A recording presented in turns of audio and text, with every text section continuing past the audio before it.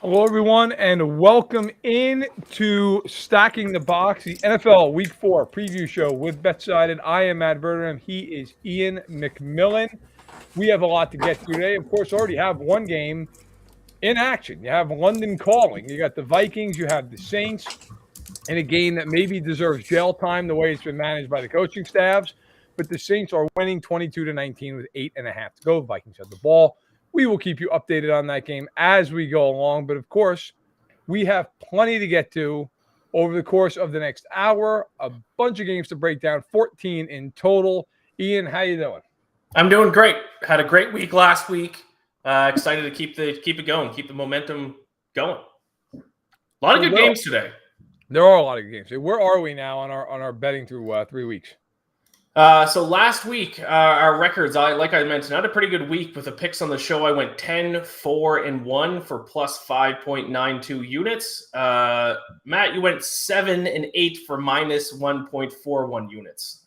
So that brings the total for my total is 24, 20, and 1 plus 4.22 units. You're 23 and 22 for minus 1.56 units. Okay, I'm happy I'm above 500. I thought it could be a lot worse. I'll take it. All right, let's get into the action. Week 4, like I said, already got Minnesota and New Orleans playing. We're not going to cover that. Of course, games are in the way. We will start with a big slate, 9 1 o'clock games out on the East Coast. And we're going to start in the AFC South. The Colts hosting the Titans. Both these teams got a win last week. The Colts were gift-wrapped win by Kansas City. The Titans were able to hold on and beat the Raiders. Raiders came back a little, couldn't come back enough. The spread on this game, Indy favored by 3.5, totals 42.5. It's interesting in this game. It looks like Shaq Leonard's going to be back for the first time all year long for the Colts. A big addition in the middle of that defense, of course, with Derrick Henry on the other side. You and I taking opposite approaches here. Who do you have in this game? Yeah, I'm taking the Colts. Not only do I have them to cover, they're my survivor pool pick this week as well. So I'm kind of all in on the Colts this week. I hate the Titans. I think they stink. I called them frauds all last season. They got worse this offseason. They have injuries they've had to battle with. So I think the fact that they actually won last week gives us some more value on the Colts here. And also the main reason why I like the Colts because the Colts have one of the best rush defenses in the NFL so far this season. So if the Titans are going to rely on Derrick Henry like they have been, and he's had a rough year, I think he's averaging fewer than 4 yards a carry. He's going to have another tough day today going up against this Colts run defense. So I'm going to lay the points with Indianapolis. Okay, so totally reasonable. I'm taking the points because I think these teams are about the same type of teams. I don't think one of these teams is wildly better than the other. I think the Colts will win, but I got Tennessee at the hook at plus 3.5. I think it's a field goal game. I think it's a game where it's 23-20, something like the 27-24 maybe if the quarterbacks can get on track. I watched that whole Colts-Chiefs game to the detriment of my sanity. The Colts did nothing that entire game. Nothing. Could not move the ball. Could not get a yard. Jonathan Taylor couldn't do anything. They couldn't block. The Colts were so bad in that game. The Chiefs should be charged with 2 losses for losing that game. Conversely, the Titans do stink. So in a game like this, I'm saying, you know what? I'm just going to take the points. The Titans beat them twice last year. There's a lot of familiarity. I'll take it to be a field goal game. I think the Colts will win, but I think the Titans will find a way to cover. Now let's move on to a game in the NFC that both these teams are 2-1. Not quite sure how. The Giants are home with their retro 80s jerseys playing the Bears, which, by the way, the retro jerseys should be their jerseys for all time. Both teams 2-1. Fields has thrown the ball like 8 times all season, and yet here we are. You've got the Giants 2-1 coming off a game in a Monday night where they lost to the Cowboys and played a respectable game.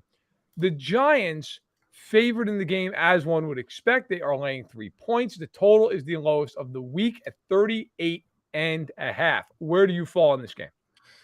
I'm kind of surprised that I'm taking this side because I am going to take the Bears with the points here. I got a plus 3.5 earlier in the week, mainly because the Bears, obviously, they're not throwing the ball. That's kind of the story about the team so far this season, but they have run the ball effectively, and the Giants have not done well defending the run. They're allowing 5.3 yards per carry. That's 28th in the NFL right now through the first 3 weeks in opponent yards per carry.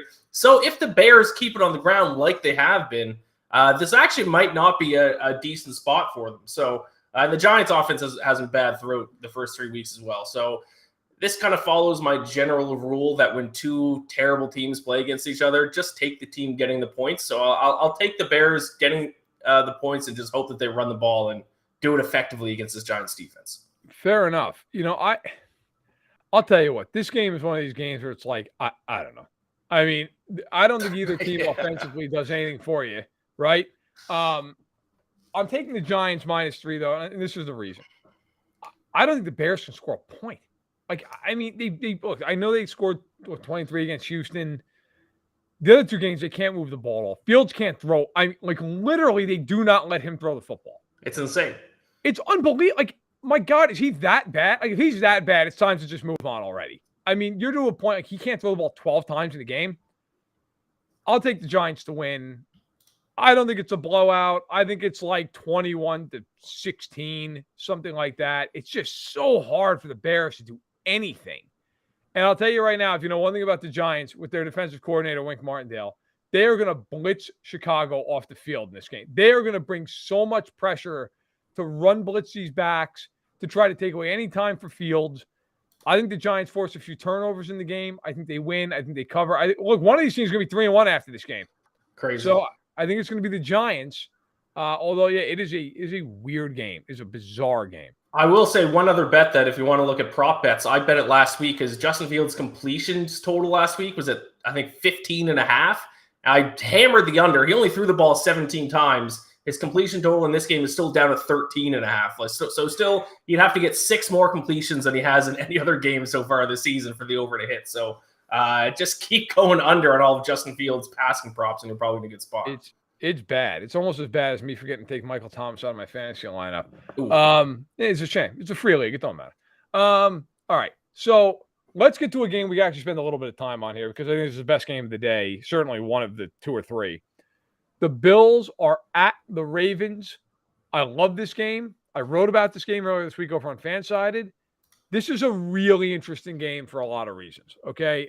Now, it should be noted, the weather, not great for this game. It is raining in Baltimore. They took the Tarboth Field about an hour or so ago. The Ravens are a 3-point dog at home to the Bills. Both teams 2-1. Bills coming off that loss to Miami. Baltimore coming off a win at New England. Baltimore, this is the 4th straight week they've played an AFC East team. This is, of course, wrapping up with the division. The over-under, the total, the highest of the week, 50.5 at M&T Bank Stadium in Charm City. Where do you fall on what I think, frankly, is the best game of the week? Yeah, it certainly could be. I'm going to take the Bills here. I think the biggest difference between the two teams, obviously both offenses are fantastic. They're both in the top 5. Ravens are actually the top offense in the NFL in terms of yards per play.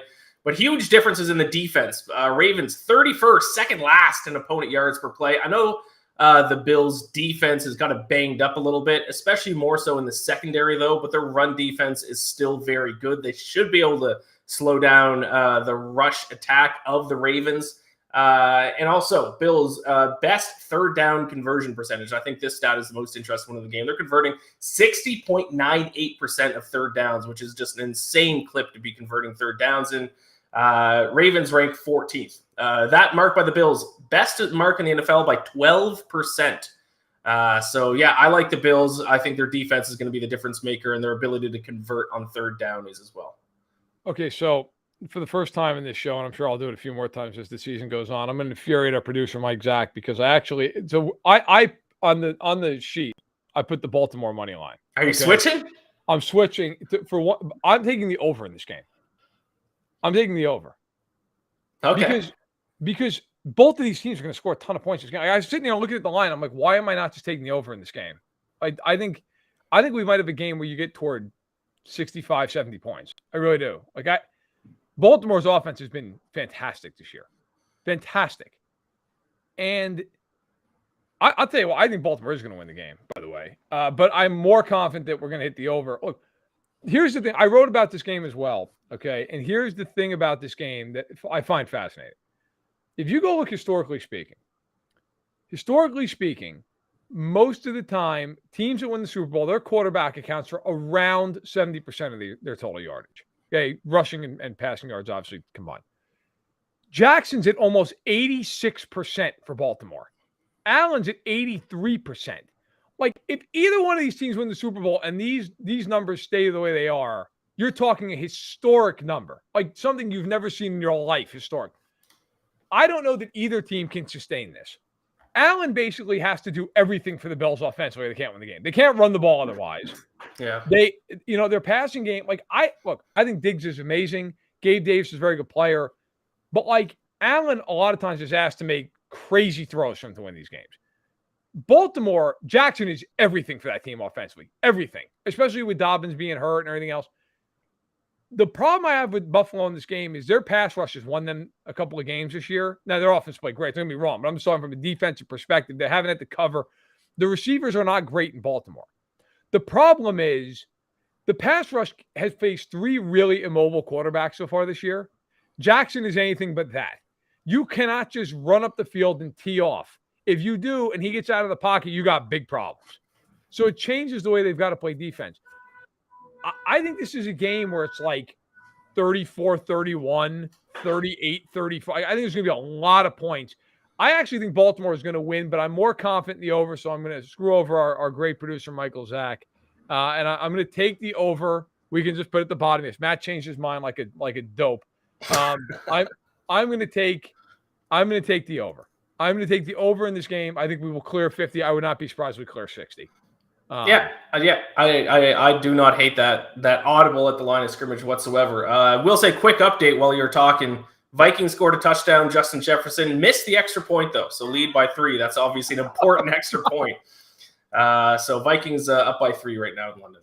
By the way, let me just say those two teams, as Mike Tanier of Football Outsider, it's a good friend of mine, hysterical and a great read, pointed out on Twitter. These teams are exactly who we thought they were. Just complete chaos. Neither one of them can execute. It's a disaster. I was big on the Saints coming into the season. Not that I thought they'd win the Super Bowl, but I thought they'd be a 10-11 win team. They're not that. They're not good. So they might win 8 to 9 games because the division's not that tough, but yikes. All right. Good update there. Let's keep rolling. Now, here's the game. I don't think it's one of the best games of the day by any stretch, but it fascinates me to no end because the Chargers are involved. So you've got Houston at home getting 5.5 points against the Chargers. The total is 44.5. Now, it should be noted, J.C. Jackson is up today for the Chargers, as is All-Pro center Corey Linsley. However, Joey Bosa now has been put out there out 8 to 10 weeks with a groin injury. Of course, he's on IR anyway. Rashawn Slater out for the year. Herbert is playing, but he's banged up with his rib cartilage being fractured. Again, 5.5-point favorites are the Chargers on the road, 1-2 coming off of 2 losses, including a shellacking by Jacksonville. The total, 44.5. You and I on opposite sides here. Yeah, I'm going to take the Chargers here. I'm laying the points. I got them at -5 a little bit earlier in the week here. I'm just a big, I like to call myself an underreact guy. So when there's big injury news and the line completely shifts like it did, because I think Chargers were 7-point or 8-point favorites when it opened. I'm going to underreact to those injuries. I don't care who's playing for them at these certain positions. I think they're still leagues above this Texans team. Texans 31st in yards per play, dead last in third down conversion percentage, a truly horrible offense. And I had some hope for the Texans offense heading into the year. They have completely disappointed me. I think the Chargers bounce back in a big way after last week's upset loss. So I don't care that they're hurt. I don't care that they have injuries. I think they still win this game handily. Last week I said to you, I didn't have the guts, but I thought that Jacksonville was going to beat them. Yeah. And they did. Yeah. I think Houston's going to beat them. Oh! They're not good. They're not a good team. They're very talented, but there's a difference between being talented and good. My reasoning, they can't coach. Yeah, Brandon Staley, eh? Yeah. Their coaching sucks. We do this in the media. Every one of us is guilty of this. These coaches come out and they're cool and they're hip and they're different and they give a cool answer at a press conference and everybody all of a sudden is like, oh my God, this guy's a great coach. That doesn't mean he can coach. Okay, he can't coach. They were down 38-10 last week, and Herbert's in the game, dropping back, throwing the ball. Hey, Brendan, you're not 28 freaking points at the warning. Maybe it's time to yank him out of the game. Oh, he wanted to be in there with his guy. That's nice. You're the head coach. Right. I mean, what world do you live in? He wanted to be out there for his guys. I bet that's great. Sit down. You have broken ribs, for Christ's sake. Sit down. I am taking the Texans to cover. I don't have the guts to take them on the money line. Maybe I should have the guts because I should have had it last week with Jacksonville. I think Houston's winning this game. You've got no Keenan Allen. Oh, they stink, though. They do stink. But here, guess what? So do the Chargers. The Texans The Texans are -10 in point differential. They've been close in every single game. The Chargers are -26.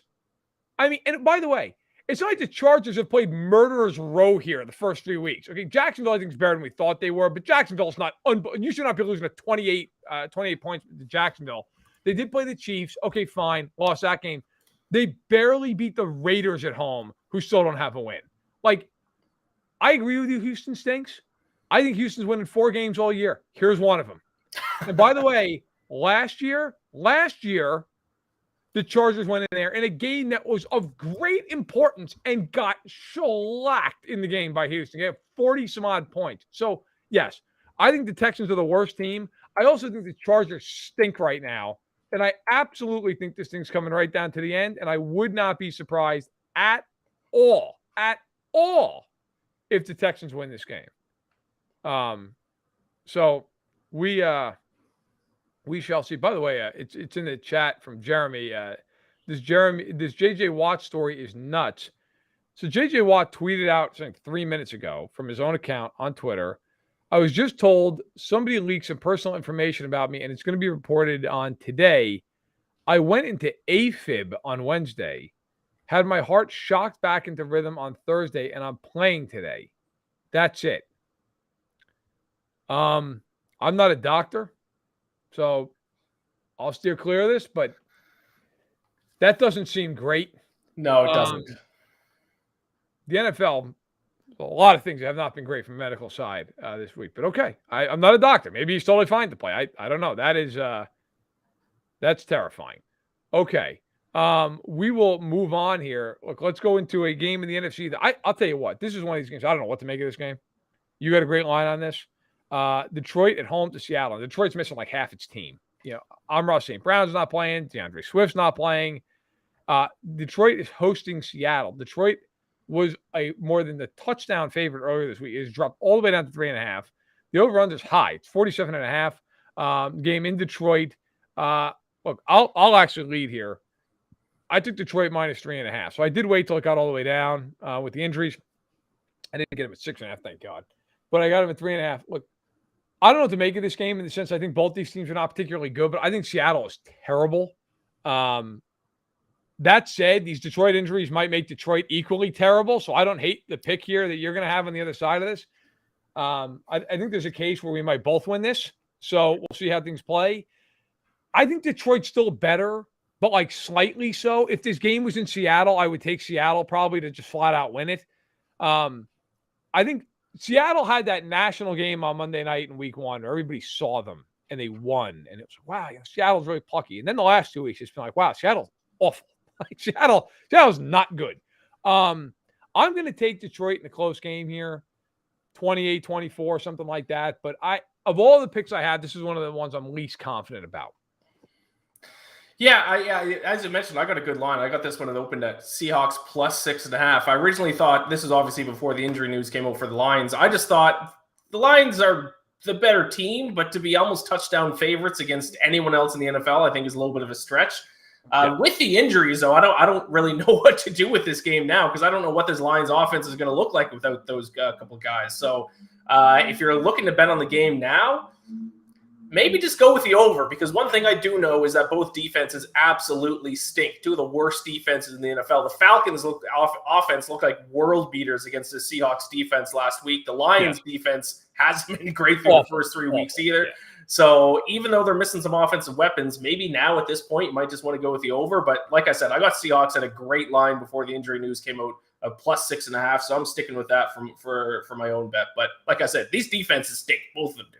They're not good. I did think about taking the over at 47.5. That was also in play. By the way, to keep you updated on the game in London, Minnesota's still up by 3, 25-22. The Saints of the ball. They have a 4th and 9 at Minnesota's 42-yard line at the 2-minute warning.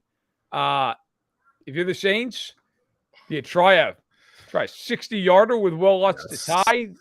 Do you go for it? Yeah.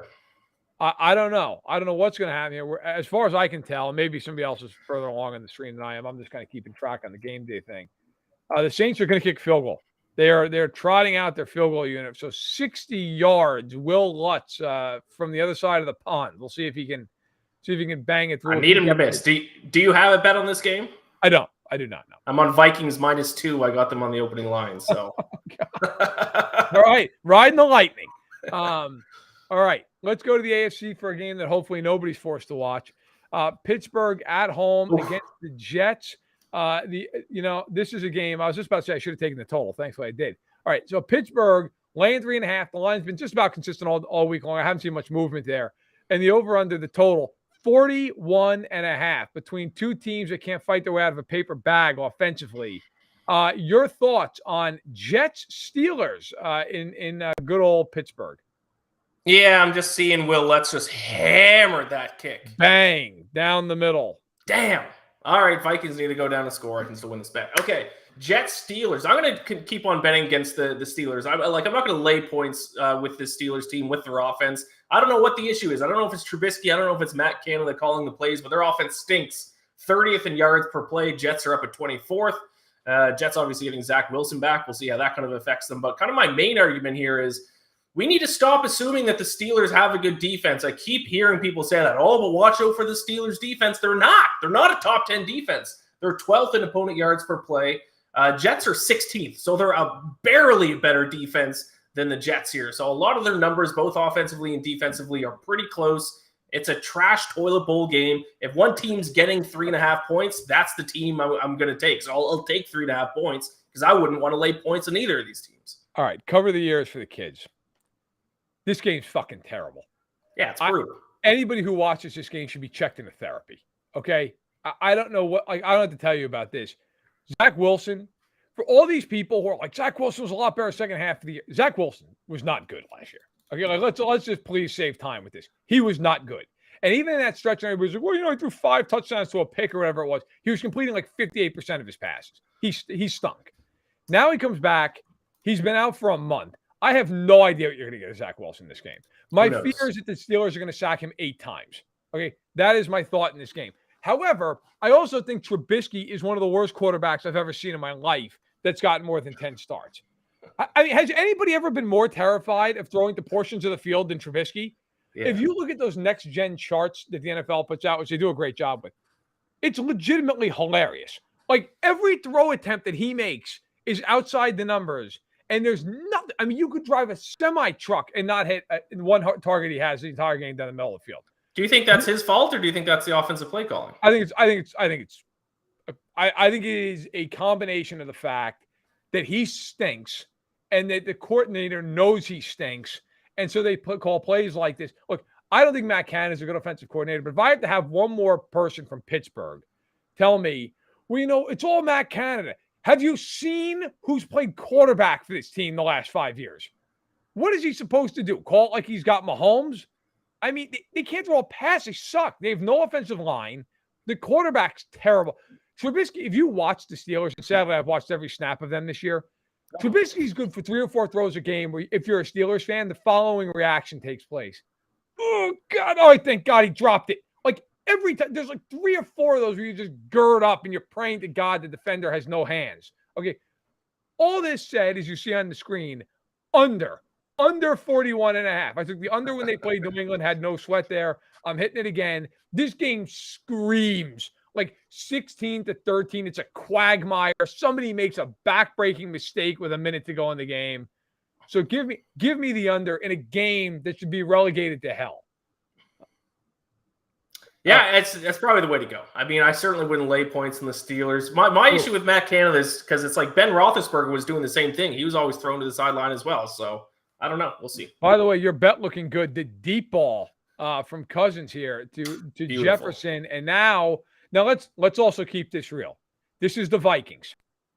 There's a good to fair chance this field goal attempt that's ensuing here gets blocked and run back for a touchdown. Okay, because they are the answer to the Chargers in the NFC. If anything can go wrong, it'll happen.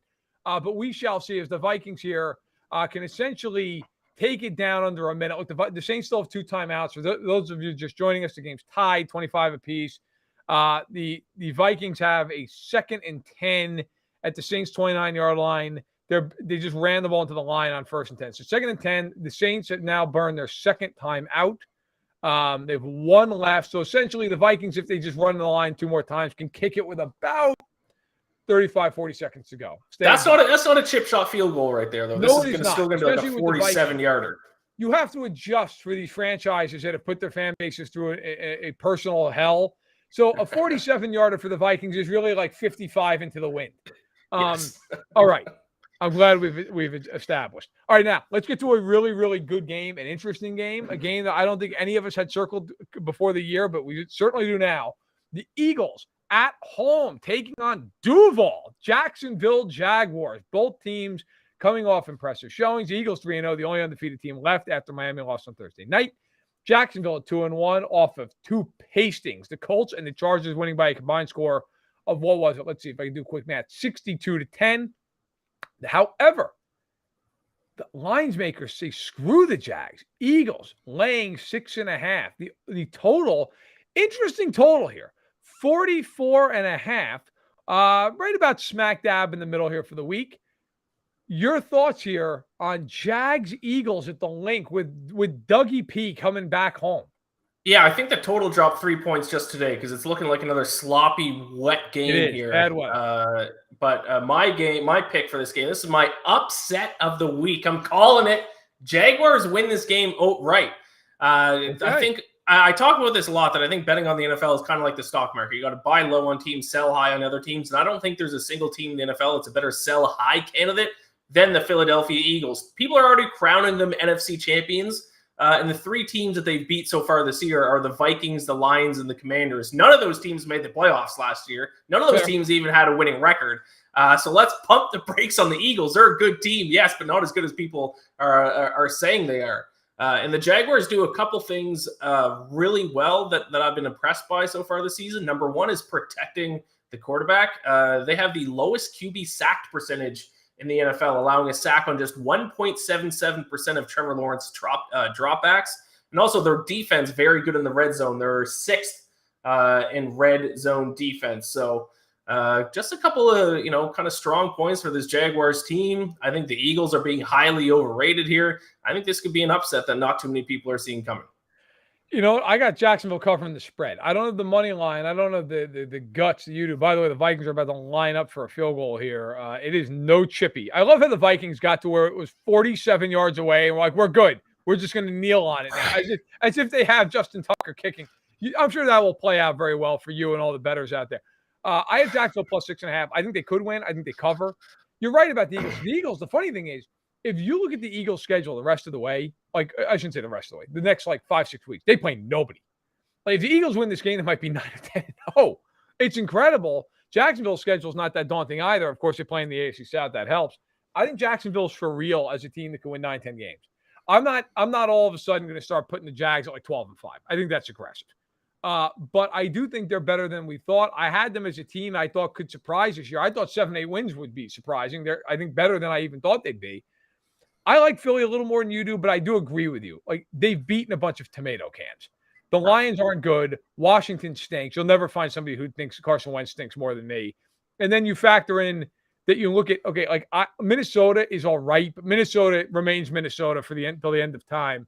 You never know what to do with them. They do kick the field goal and make it, by the way. So there's 24 seconds left in the game. We'll see if they can hold on, and Ian can cash his bet. Big bet or small bet for you over there? Same bet as all my bets are the same size. Okay. All right. Fair enough. All right. Well, you could start out one. How did you do on Thursday night? Lost that one. So at least I'm evening my record before the afternoon games here. I had Miami to cover, so I also lost. I'd be over. Oh, okay. Oh, we both suck. All right. So I will take Jacksonville to cover. I don't think they win. I think they lose by about 3 to 4 points. All right. Let's keep going. Look, I'll just tee it up for you. Your guys, the Atlanta Falcons, coming off a win, 1-2 at home against the 2-1 Browns. The Browns should be 3-0. The Browns are favored on the road here, 1.5. The disrespect for Atlanta. The over. What? That's right. You guys are laying point or getting points here at home against Jacoby Brissett. Shameful. All right. The total 47.5. Take it away with your Atlanta Falcons. Yeah, so this is a game I've talked about a few games I got really good lines on. This is one I got bad on because I saw the Browns minus 2.5. I was like, no way it's going to stay there. They're going to go up at least 3.5. This Falcons team stinks. So I got Browns minus 2.5. Nick Chubb and Kareem Hunt might rush for like 400 combined yards against this defense. The Seahawks got like 7 yards a carry against them or something, or the Saints did in week 1. Seahawks moved the ball against them last week. This Falcons defense I could play middle linebacker for this Falcons defense. They stink. Luckily, last week they played against an equally bad defense, so their offense could keep pace. But they're not going to be able to keep pace going up against this Browns defense, even with Myles Garrett out of the lineup. So I have no faith in my Falcons in this game. They can't stop the run. They're allowing 4.8 yards per carry, and now they take on the best rushing team in the NFL, in my opinion, the best 1-2 punch, and the best. I think Nick Chubb's the best running back in the NFL too. So, I think the Falcons get smoked in this game. I've got Nick Chubb on my fantasy team. He might have to make up for the fact that I forgot Michael Thomas was inactive today, so that was good. I'm taking that the money line, dirty birds. I'm going for it. You know what? I don't know that I should be going for it, but I'm going for it. You know what? I just said the Browns should be 3-0, and I understand all that. I get it. By the way, the Vikings just God. Trying to hang on. We'll see if they can do it here as we are coming. The no timeouts left in this game. But you better believe the Saints just hit a deep ball to Chris Olave for 32 yards. So we're back in range for Will Lutz, who just kicked the ball. Looked like it would have been good from 80. Look, I'm taking the Falcons money line. Their offense has impressed me. I like Kyle Pitts. I like Drake London. Mariota, I never thought I'd say this in a million years. It's actually looked good. The Browns should be 3-0, but have also played like 3 teams that I'm pretty sure are atrocious. We went over the Jets and Steelers. That's 2 of the teams. Like, I don't know, and I'm blanking on who the Browns beat. Carolina, who's terrible, and they need a friggin' 59-yard field goal to do it. Like, do the Browns kind of suck, even though they should be 3-0? Like, so I'm taking Atlanta. I don't care. Give me the home team. Give me the Birds. I know I'm going to instantly regret this 10 minutes into the game. Yeah. But I'm riding with them. I've got more faith in your team than you do. It's a shame. I think I am. No. I was going to say I'm 3-0 on Falcons games, but I had the Rams to cover in week 2 and the Falcons covered. Yeah, no, it's just I can't. Nick Chubb's going to rush for 250 yards in this game. He probably is going to. But I'm riding Falcons. By the way, you are looking at a 61-yard field goal attempt. If Will Lutz hits this is an all-timer for Minnesota. Like if they end up losing this game because the Saints at 2 60-plus yard field goals in consecutive drives in the fourth quarter, I'll die laughing. Jeremy asked, by the way, thoughts on the Saints unis and helmets? I love the black helmet.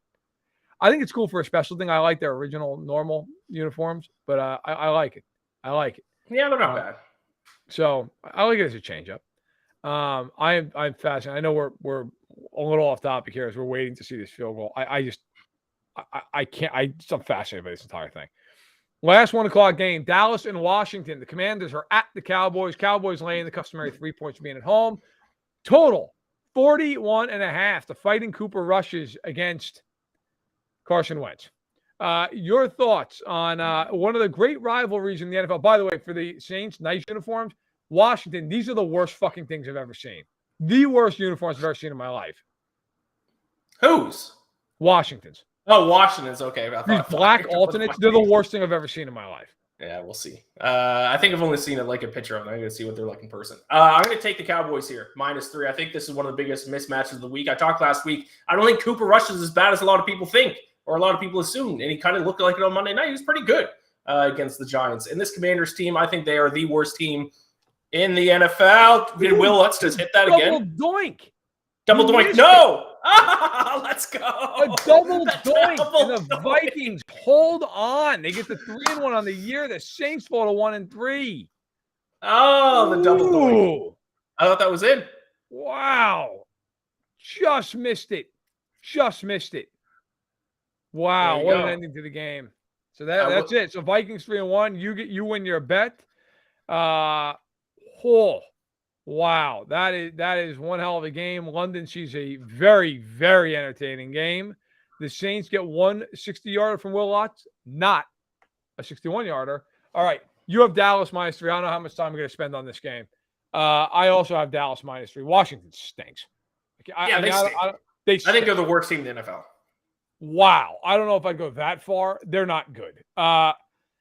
It's one of these things like everybody's talking about after last week. Like, oh, Wentz got sacked 9 times. It's like, yeah, their offensive line is not great, but like Wentz does this everywhere he goes. He gets sacked 50 plus times everywhere he is because he just cannot throw the football. So they suck. I think Parsons is going to have about 4 sacks in this game. Give me Dallas. I'll give Dallas a lot of credit, man. When Prescott got hurt, I basically was ready to write them off into the sunset. They're winning games. They're holding their own. They're getting it done. I don't think they're a great team, but they're a gritty one. They're a good enough team right now. Give them all the credit in the world. I think they get to 3-1 today, as do you. I think we both believe Cowboys might win by more than a score. So let's keep rolling here into the latter portion of the day. We are done with our 1 o'clock games. We've got 3 games in the 4 o'clock window. None of them particularly exciting, I hate to say. Carolina at home against the Cardinals. The Cardinals are getting a point. So the Panthers favored by 1 point in the game. The over-under 43.5. Another game where you're like, I don't know. I mean, what do you do with this? What are you doing with this? I'm going to actually lay the points. I got a Panthers. Is it back down to -1? Because it went up to like -2, I think, during the week. So regardless, Last I saw this morning, it was -1. Yeah, so it has come back down, but I do like the Panther. Actually, I'm looking at right now at FanDuel. It's flipped. The Cardinals are at, and I think this just happened. The Cardinals are now 1-point favorites. So that kind of tells me the public is kind of hammering the Cardinals here. But I think the big difference in this game is defense. Cardinals, dead last place in the NFL in opponent yards per play. They are quite literally statistically the worst defense in the NFL. Panthers defense, pretty good so far. And also, people are making fun of the Panthers offense, making fun of Baker Mayfield. They're averaging more yards per play than the Cardinals. 23rd in yards per play. Cardinals offense averaging 28th. So this Cardinals team is bad. They have had a little bit of a tough schedule to start the year. So I think we will see a little bit of positive regression from them. But I think the defense is the biggest difference maker in this game. I think the Panthers have a significant advantage on defense. So I'm taking them at home. I'm taking Murray to be better than Mayfield to win this game. I have the Cardinals on the money line. The Panthers, Mayfield stinks. I mean, let's just call it. Mayfield has been awful. And by the way, they have not had a hard schedule. They have played the Saints, who are now 1-3. Okay, they played the Giants, who I know are 2-1, but I don't think anybody thinks they're world beaters. Okay, and they played the Browns at home, and they lost to. I think the Cardinals are not great. I think the Cardinals are going to end up being like an 8-9 type team. I think they're better than Carolina is. I'm going to take Arizona, even though they got to go cross country. At least it is a late window game. I think the Cardinals win this game. I will tell you right now, I'm not excited about this game. I'm offended by this game. I might write a letter to the NFL that we all have to watch this game. But I'm going to take the Cardinals to win. I just trust Murray more than I do Mayfield. Mayfield's been so bad to start this year. I just don't see. And McCaffrey's hurt again. By the way, this is one thing. And I'm not, of course, picking on the guy who's hurt. Yeah, it is what it is. McCaffrey's hurt all the time. I mean, every week, it's like he can't practice. Can he play? Can he not? I mean, you just look at him and you wonder, is he going to finish out this contract with Carolina? Is he going to be able to do it? Because right now, you sit there and you look at Carolina offensively, it's him and DJ Moore, and that's it.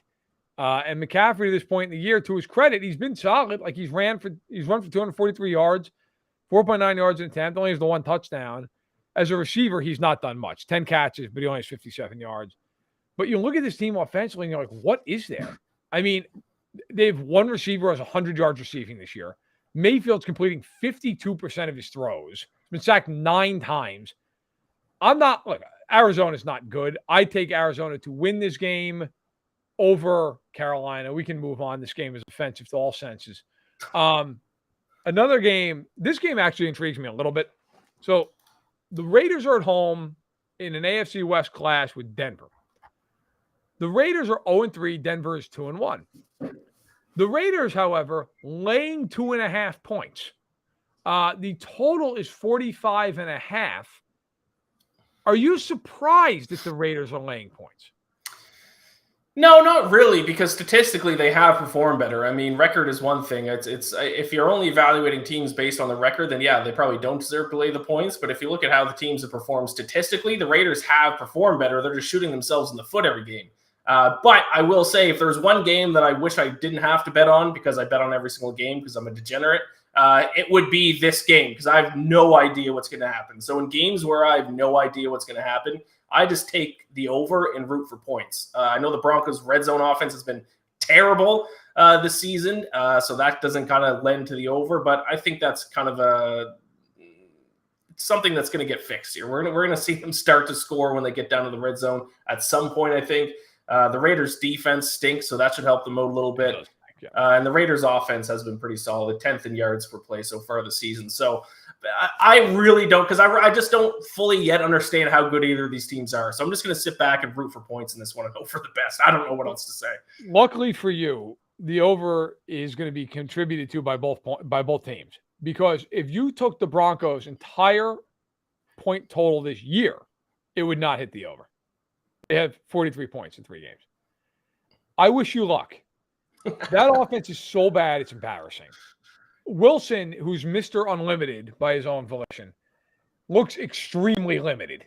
Like, watching him play the Niners, it wasn't even like okay, the Niners have a good defense. I'm not making it out like that's not the case. They do have a very good defense. But there were a lot of throws in that game where guys were open, and he would just throw the ball into the dirt. He'd throw it over their head. You're like, this is awful.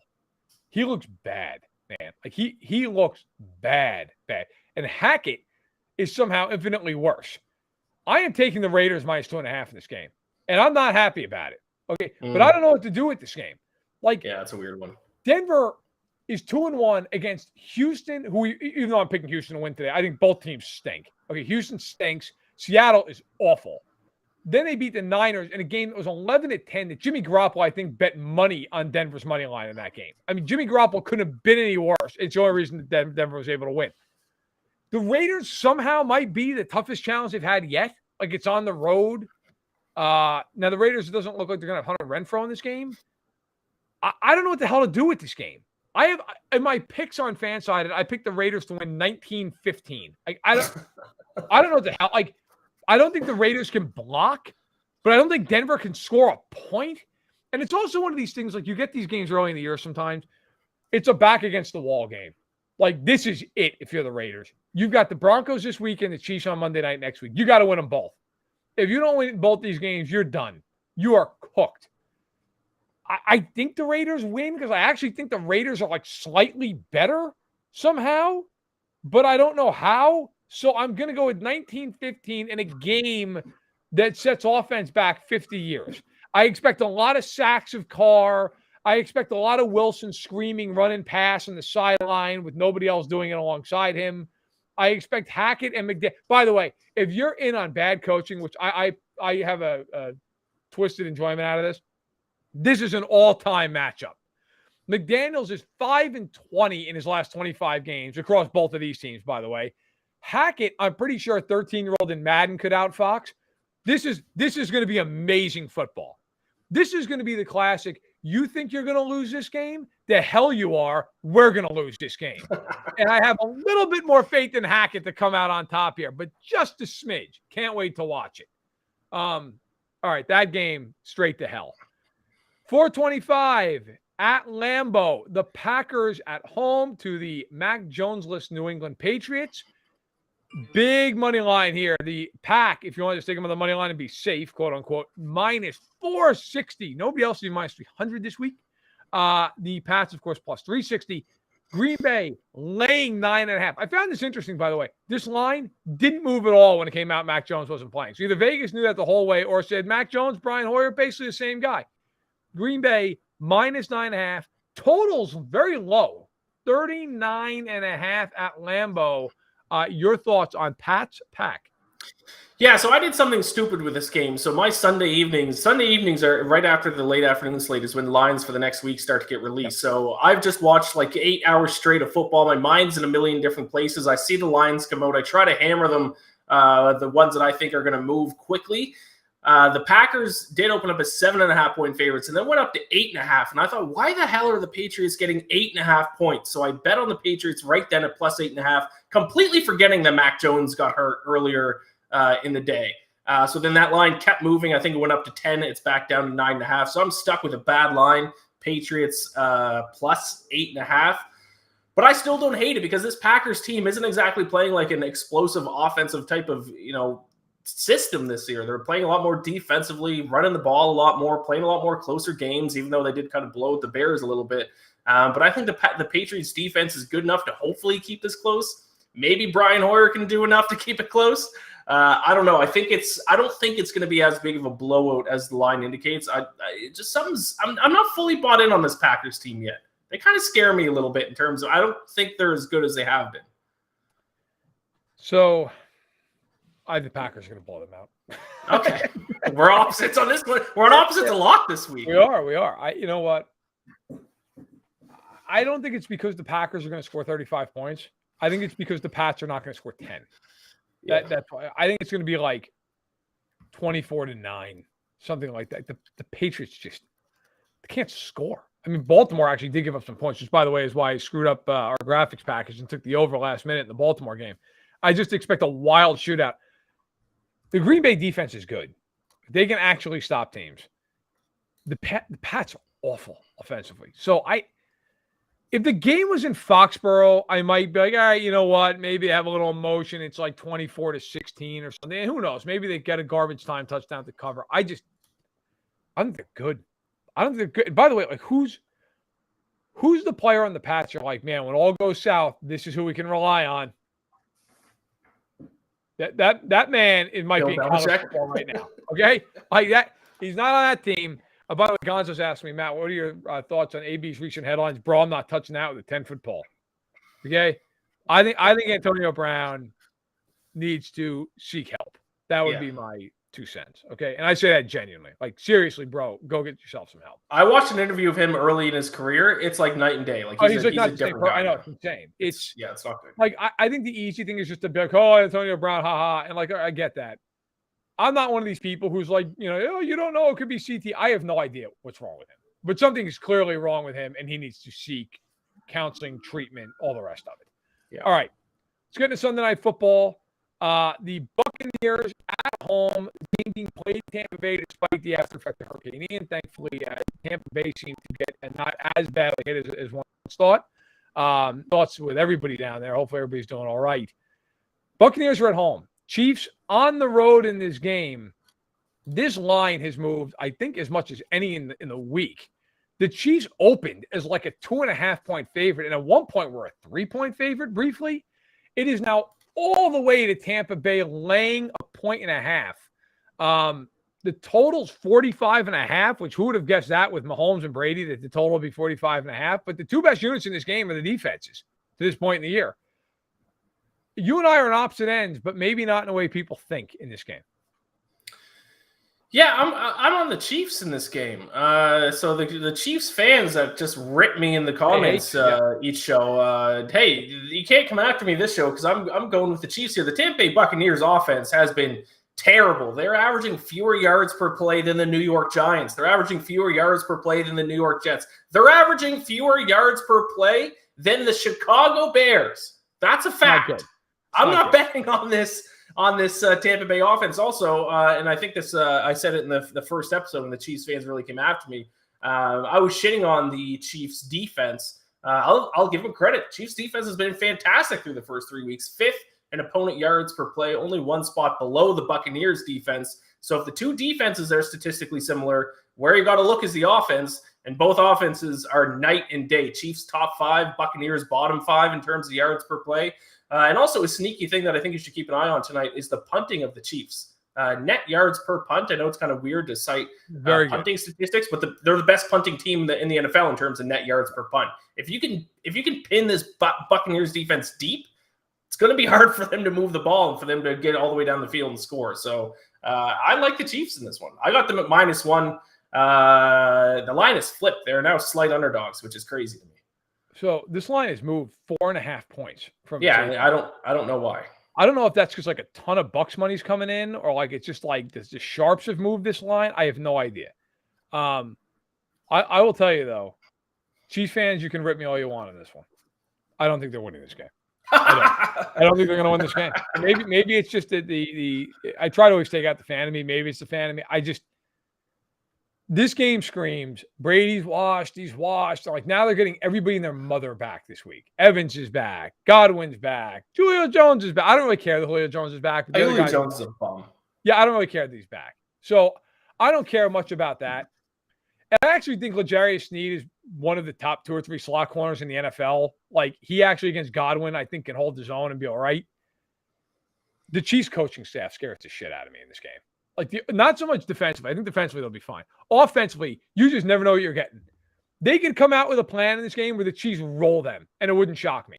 They could also come out in a plan like the Indianapolis game, where I like to refer to it as coma ball, where they're just in a full-fledged coma for like 2.5 quarters offensively. There's just no rhythm to the play calling. There's no rhyme or reason for it.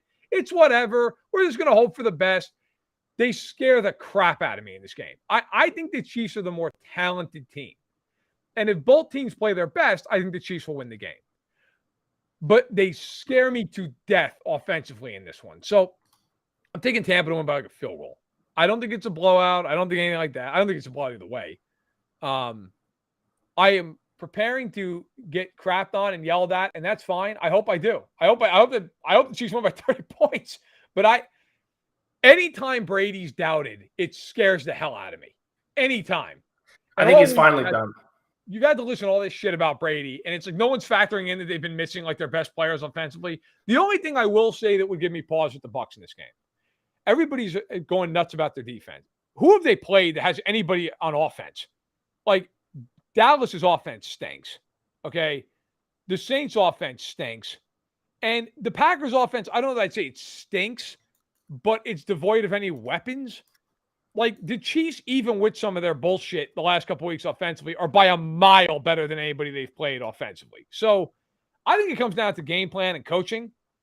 And I don't know why, when I think about it, that I'm taking Todd Bowles and Byron Leftwich over Andy Reid and Eric Bieniemy. But it's just something in my gut as someone who's followed this team my whole life just tells me this is not. It's just funny. You're betting on the Chiefs and I'm betting on the Falcons. You sound like the smarter person for that. It's based off of those two team levels. We shall see. All right, let's get into the final game here. Monday Night Football. The Niners at home against the Rams. The Niners have beaten the Rams traditionally like a drum, although not in the NFC title game. The Niners favored by 1.5. This line was 2.5 most of the week. It has dropped. The over-under, 42.5. That's where the total sits. We are, again, on opposite sides of this. Where do you have it? Yeah, I'm on the 49ers in this one. I got a lot of concerns about the Rams' offensive line specifically. 23rd in QB sack percentage, allowing a sack on 8.11% of drops. 49ers, the best in the NFL through the first 3 weeks, or 49ers defense has been the best in the NFL through the first 3 weeks. Great pass rush as well. And I think this is a little bit of a buy low spot on the 49ers after their performance against the Broncos last week. I still have faith in Jimmy G. I still think Jimmy G is a good quarterback. I think he just had a bad game last week. I think he's going to look fine. This Rams defense also has not been as good as it has been the past couple of years. 14th in opponent yards per play, 16th in opponent yards per pass attempt. I'm starting to get out on the Rams a little bit, even though they're coming off 2 wins. I've expected more from them through the first 3 weeks. All right, so this is where I know I'm a dope, but I'm just going to take a chance on this one. Look, I actually, in the sheet a few days ago, I originally, or maybe it wasn't my sheet. It was in my picks column. I picked the Niners to win because of everything you just said. The pass rush, the Rams haven't been impressive. And then I thought about watching Jimmy Garoppolo against Denver. I can't do it. I just cannot pick it. I know there's positive regression at some point probably coming. He stunk out loud in that game. Like, to the point I was like, my God, like, did he practice all summer? Like, what the hell happened? I'm taking the Rams money line in this game. All right. There's 2 reasons. One is the Garoppolo thing. The other part of it is, like, everybody's like, the Niners look good. The Niners look good. The Niners have beaten Seattle and been atrocious in their other 2 games. Like, I don't know. Like, maybe they're just not that good and they have a couple of really good players. Like, to me, this game comes down to, does Stafford have one of these games where he throws like 3 interceptions? Can the Niners force him into that? If they can't, I think the Rams are just slightly better. Although I will say, and I'm with you on one thing you said, I'm kind of out on the Rams as like a big-time contender. I never felt like they were that good last year, and they won the Super Bowl. Give them all the credit in the world. But for those poker fans out there, you'll know what I'm saying with this. You want to talk about drawing an inside straight on the river. I mean, that was like, hey, you didn't play well to end the year. You lost at home to the Niners in a ridiculous game. But look at that. The Cardinals lost to Seattle. So you're gonna get the Cardinals, who again, to continue this card reference, are drawing dead beyond any reasonable doubt and just get smoked. Then it's like, okay, well, they're gonna probably lose to the Bucs, and the Bucs lose half their team before they play the Rams. It still almost beat them. And then you're like, all right, well, they're definitely gonna lose in Green Bay. They're not gonna score 10 points up there. Somehow the Niners win that game, and then Jaquiski Tartt drops what was basically a punt from Matthew Stafford. They win, and then you're like, all right, well, they're going to get killed by the Chiefs or the Bills. Nope, here are the Bengals. Like, it was unbelievable. They won. I don't even think the Rams are one of the best 3 teams in the NFC this year, and I don't think the NFC is good. So, all that said, I'm taking the Rams because the Niners are very good right now. I just am taking the better quarterback. I'll roll with them. We'll see how it plays out. I could take a bat this week. We'll see how things go. But, of course, because I feel that way, I'll probably go like 12-3 or something. So, we'll see. We are on complete opposite sides in 9 of the 14 games we talked about on the show. So we're not on the same wavelength today in terms of our picks. We're not. You're either going to pull away in a big way here, or I'm gonna jump back and maybe get in the lead. Who knows? We'll see how things play out. Listen, good luck to your team today. Enjoy your game. We are going to be kicking off here around the league in 3 minutes. Thank you so much for watching Stack in the Box. If you have not subscribed, by the way, to BetSided's channel, please go ahead and do it. They have great content every day, whether it's with Ian or Ben Heisler, Peter Dewey, the whole crew over there. And then, of course, make sure you subscribe to Stack in the Box. And on your way out, just give the video a like if you could. Really would appreciate it. Maybe drop your best bet in the comment. We crossed over 5,000 subscribers this past week. So if you're one of those people, thank you so much. You are awesome. If you're not one of the people, what the hell's wrong with you? Subscribe to the damn channel. You're sitting here watching it. Have some class. All right, listen. For Iain MacMillan, I am Matt Verderame, and we will see you again on NFL Week 5's preview next Sunday. Until then, take care. Good luck this afternoon.